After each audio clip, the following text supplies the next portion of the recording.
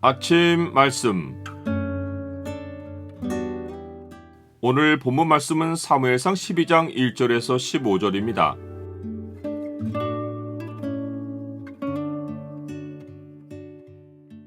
삶을 통치하시는 왕은 오직 주님 한 분이시다. 오늘 본문을 경고의 창으로 보면 하나님 백성에게 왕이 세워졌어도 그들을 다스리시는 실제 왕은 누구신지가 보입니다. 경고의 창을 보여주는 구절은 12장 15절입니다.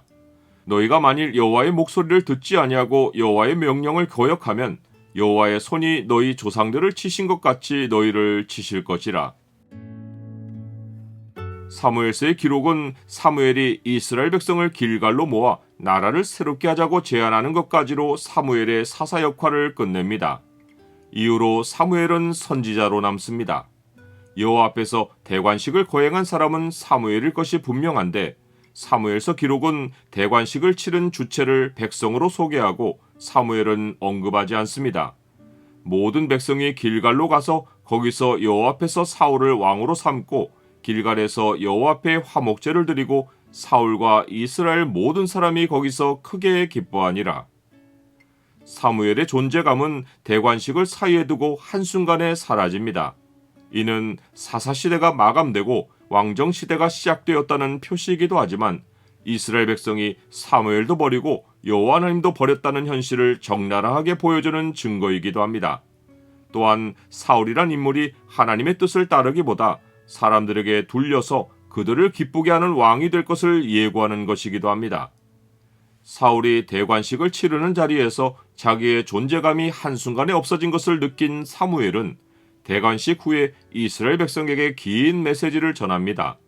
이 메시지의 핵심은 그들이 하나님을 버리고 자기들 위에 인간 왕을 세웠지만 그들을 실제로 다스리시는 진정한 왕은 여전히 여호와 하나님이시라는 것입니다.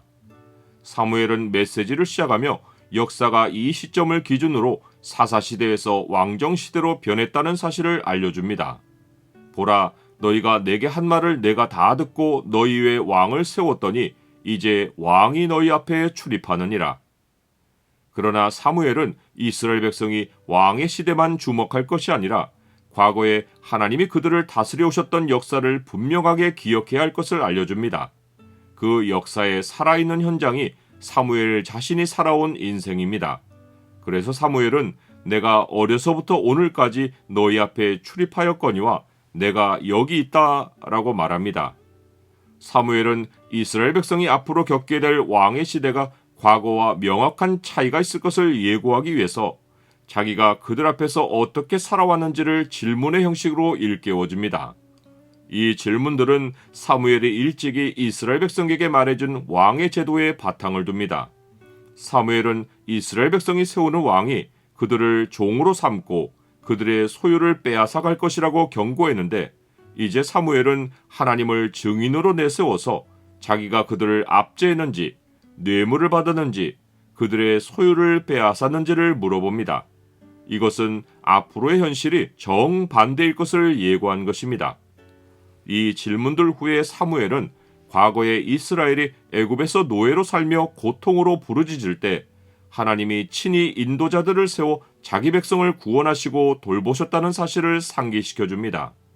그러나 이스라엘 백성은 여호와를 잊어버림으로 혹은 우상들을 섬김으로 범죄하여 대적의 침을 받아 다시 부르짖는 상황에 빠졌고 하나님은 거듭해서 인도자들을 세우셔서 그들을 안전하게 살게 하신 사실도 일깨워줍니다. 사무엘이 전하려는 말의 핵심은 하나님은 자기 백성이 왕을 세워달라고 요청하지 않았어도 그들에게 인도자가 필요한 것을 먼저 아시고 항상 그들을 인도할 사람을 세워주셨다는 것입니다. 이 인도자들은 왕이 아니고 하나님의 통치를 대리하는 자들이었으며 이스라엘의 왕은 오직 하나님 한 분이시라는 것입니다. 그런데 암몬 왕 나하스가 치러 오자 이스라엘은 여호와께서 왕이 되심에도 불구하고 왕을 구했고 이제 그 왕은 그들이 원한 대로 그들이 보는 눈앞에 지금 세워져 있다는 것입니다. 하지만 이 왕은 이스라엘이 자랑스러워할 대상이 아니라 그들이 여호와 하나님을 불신하고 하나님을 거역한 상징이라는 것입니다. 나는 하나님을 내 인생의 유일한 왕으로 따르고 있습니까? 하나님이 이스라엘의 왕을 허락하셨지만 그렇다고 해서 하나님이 왕이시기를 포기하신 것이 아닙니다. 하나님은 인생을 통치하시는 일을 다른 존재에게 넘기신 일이 없습니다. 하나님은 영원히 왕이십니다. 그러하기에 하나님 백성만 아니라 그들이 왕으로 세운 자까지도 여호와 하나님을 따라야 합니다. 아무리 이상적인 인간 제도가 세워진다고 해도 모든 인생은 여전히 하나님의 통치에 순복하느냐 아니냐로 복과 화를 경험합니다. 너희가 만일 여호와를 경외하여 그를 섬기며 그의 목소리를 듣고 여호와의 명령을 거역하지 아니하며 또 너희와 너희를 다스리는 왕이 너희의 하나님 여호와를 따르면 좋겠지만은 너희가 만일 여호와의 목소리를 듣지 아니하고 여호와의 명령을 거역하면 여호와의 손이 너희의 조상들을 치신 것 같이 너희를 치실 것이라.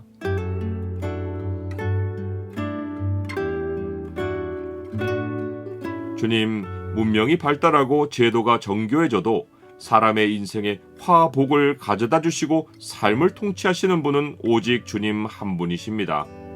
왕이신 주의 목소리에 귀를 기울이고 주가 명령하신 길을 즐거이 따름으로 평생 복을 누리게 하옵소서. 예수 그리스도의 이름으로 기도드립니다.